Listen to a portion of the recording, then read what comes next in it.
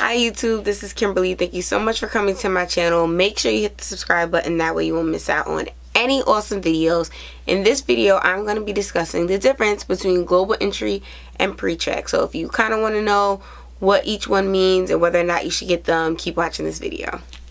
So the reason why I even decided to do this video is I'm definitely going to start doing a lot more travel videos. If you visit KimberlyGamble.com, you already know that I travel a lot. I love to travel for vacation, and also I now have entered a new position where I do travel more for work. So I have a lot of travel tips and tricks that I've been using over the years. So I think it's time I bring them to my YouTube channel. So hopefully I'll have some vlogs for you guys and some interesting videos when I take my next vacation. But for now, I just want to give you guys some tips and tricks that I've amassed over the years. So what I'm going to start with is talking about global entry and pre-check and what they are and why I got them. So basically, when you go to the airport, the procedure is check in at counter, figure out your ticket situation if you didn't do it on the app or at the kiosk, then go to security. Depending on when you travel, if you usually travel when it's like the high season, so like spring break or during the summer, you know that the lines can be ridiculously long. It could be so many people, and that is just the most annoying process and just not the way you really want to start off your trip. So that is where global entry and pre-check come in. They're two different systems that you can use to help kind of expedite that security line a little quicker. So when you're waiting on the really long line with everybody, and then you see people walking around to that short line, and you're jealous, and you're like, how come they get to go on the short line and I have to wait over here with everybody else? So those people have pre-check, and if you're coming back into the country, those people who cut that line and go to the shorter one have global entry. So I'm just going to talk about the difference between both, the prices and the process, whether or not I think you should get it, and kind of who it's really for. So if you want to know more, like I said, keep watching. So I'm going to start off with pre-check because I feel like pre-check applies to the most people. So pre-check is basically a program through TSA saying that I have been background checked, inspected, reviewed by the TSA, and they know who I am, so I don't need to go through the same strenuous security process as everyone else. I can skip the line. That's basically what it is. So what happens is when you do your usual ticket situation check-in, however you decide, the top of your ticket, when it prints, it has a little check, a little circle with the check in it, and then it says TSA-pre-check. And when you have that, like I said, you go to the shorter line. They do less, depending on the airport. Sometimes you don't have to take your shoes off anymore. You don't have to take your jacket off anymore. They just do a quick, yeah, you're good, and then you just run right through. I mean, they do still check you, but it's just you're on a shorter line. It's a faster process because you have gone through that pre-clearance procedure. Now, the price of TSA pre-check is $85. So if you're going on one trip, it might not be worth it. It does last for 5 years. That's another thing. Let's keep that in mind. It is for a 5-year period. So $85 for 5 years. If you take one trip every year for 5 years, like, and you know you're going to go on those one trips, then that's definitely going to make it worth it. If you do only take one trip, and even there's some years where you're like, well, we drive a lot, we didn't necessarily fly that year, then you kind of might want to think back. Also, if you have a family, because the thing with the pre-check tickets is, if, let's say, if it's a group and only 1 or 2 people have the pre-check, well, then what are you going to do? Leave the other people in the group behind? No, you still kind of have to wait for them. So then you might as well just go on the regular line so you guys can all be together. So if you have a family investing in the pre-check, it definitely might have to only be a thing if you guys travel by flying multiple times a year. Then it will kind of make sense.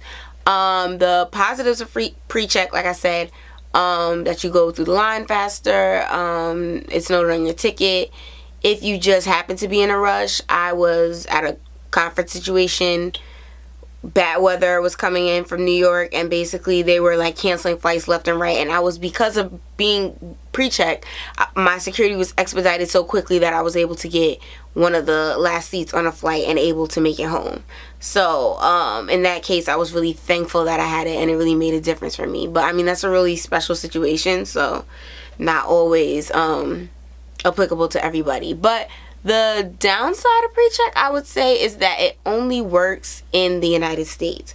So if you do travel internationally, or you find that, okay, I'm going to the Caribbean a lot, or my flights that I do take are not in the United States, then pre-check can't help you, and then that's where you would kind of need global entry. But even global entry, it doesn't help you with that initial security check, so you still end up with everybody else. So pre-check, like I said, great, but only in the United States. If you travel a lot, definitely something you should invest in and get it, just so that way you can save that time going through the check-in, and it'll really be worth it if you travel a lot. So TSA pre-check, awesome. Okay, so now I'm going to speak more about global entry. Unfortunately, I did not unfortunately, it was fortunately for me, but I cannot explain to you about the interview process for TSA pre-check, because I did my pre-check and global entry at the same time. So technically the interview I had was like a global entry interview, but I'm assuming the same things happen in both interviews. But I will come back to that after I explain a little bit about global entry. So global entry is a program that I think about over 200 airports around the world participate in.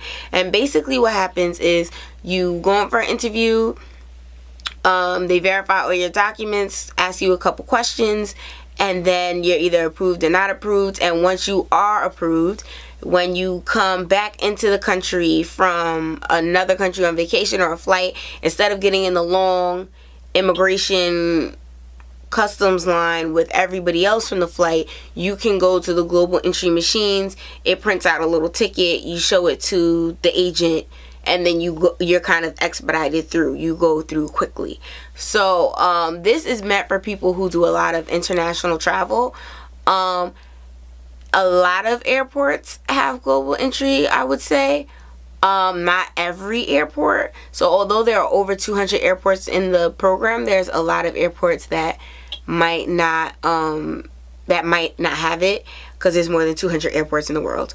So I guess I'm kind of starting off with the cons. I'm sorry. It's a really great thing. I don't know why I'm starting off negative, but so that's a con. And then another con is that the pre-check line is only an option if they're like fully staffed. So if you ever go to an airport, you'll see sometimes they'll have, like, now that they have the global entry kiosk, it kind of like got rid of that.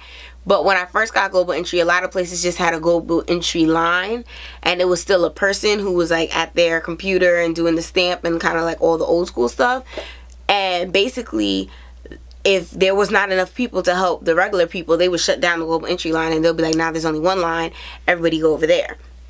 But now that they have the kiosk, a lot of airports, you can just go to the kiosk, and then the last line for the regular people, you kind of just show them your ticket, and then they let you go. So global entry, the price is $100, and it lasts for 5 years.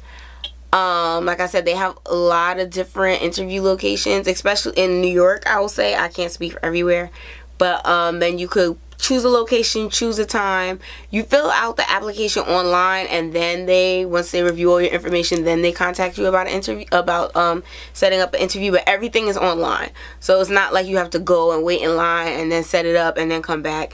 You do everything from the privacy of your own home, and then once the application is completed and approved, and then they're ready for your interview, they send you another link, and it takes you to a website where you can click the closest site to you, and then see the availability of the times for the interview. I did my interview on a Sunday, so for people who work during the week, who might not be able to go before work or after work, kind of have issues with scheduling, it was really flexible, so I definitely like that.